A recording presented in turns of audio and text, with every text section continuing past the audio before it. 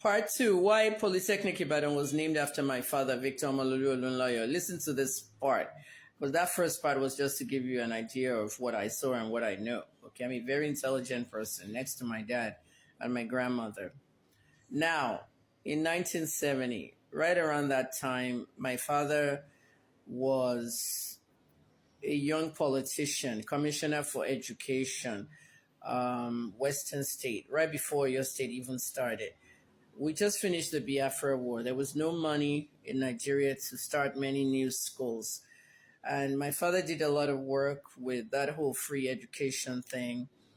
And at that time, when the Polytechnic was coming up, it was a lot of labor that had to be incorporated into building it. You know, some of you have heard that my father built that Agbo shopping center in front of UI. And the Polytechnic was almost built by hand too. You know, manual labor, direct labor, no contractors, all those things. And my father will go out and he would even be in the tractor trailers and the excavators. My father was helping them build the Polytechnic. He was wearing the hard hats and everything. And he was one of the people that actually built the Polytechnic because my dad was an engineer. Okay, he's not just a mathematician. He has a BS in civil engineering in Cambridge University. So he was an engineer. And I remember following my father to the site when they were building the Polytechnic, my sister and I. But remember, I was the one that was dropped at the poly every day and picked up and dropped by the late driver.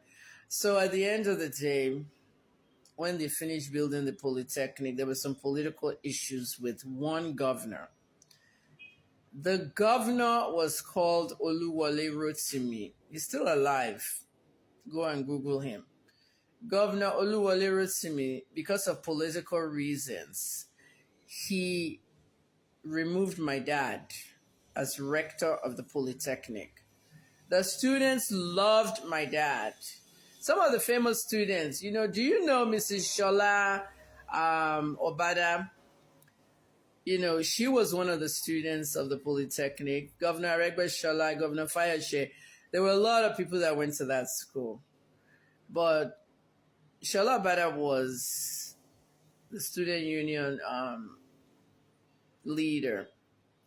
So during that Polytechnic stuff, the whole thing was Oluwole Rotimi, the governor, did not want my dad to be the rector and a politician at the same time. See what I'm saying? And that's when the Alafin zone came a few years after, that. My dad was commissioner for education. He was rector at the Polytechnic.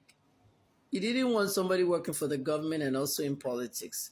So Rotimi was like, and all the other distractors, like, we have to remove Olunloyo.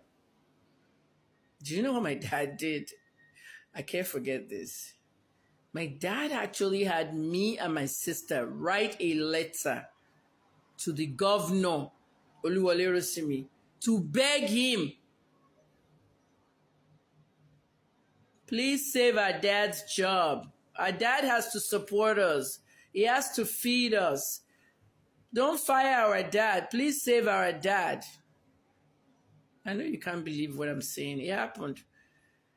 I even find the picture of the day we went to see him in his office. He didn't see us, but we wrote the letter with our own hands, me and my sister.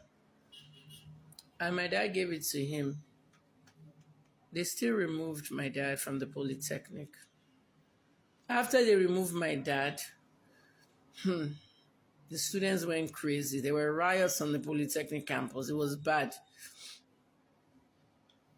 Mrs. Shola Obada, she became deputy governor of one state though, Osun State at one point.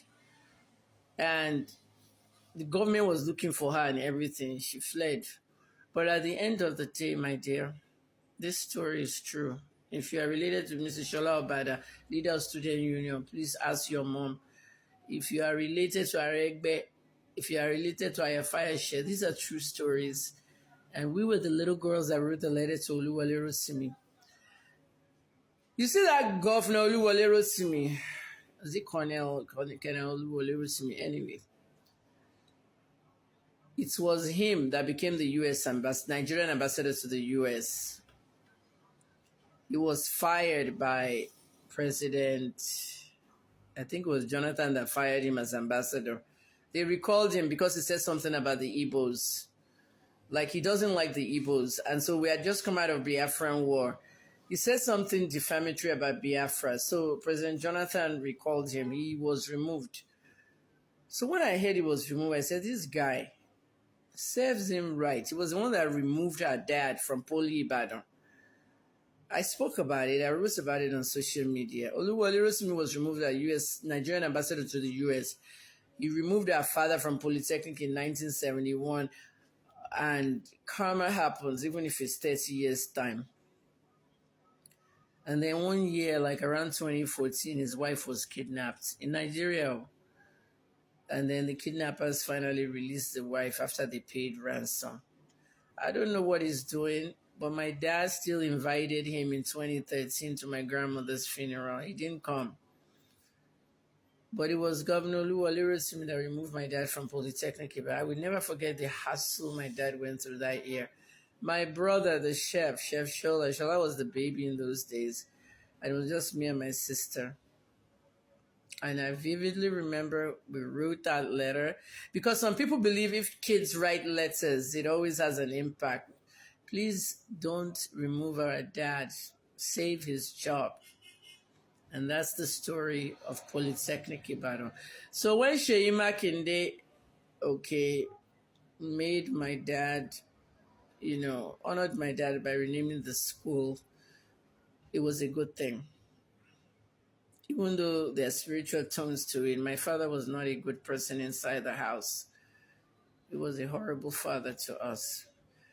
And those of you outside saying he did a lot for you, don't know what he did for us. Please shut up. My dad didn't even send me to America. I went there myself. I paid my own tuition. Journalism, PR, even pharmacy school. Wake up. Don't talk on behalf of people you don't know. When I just heard the naming, I just thought about Oluwole Rotimi incident.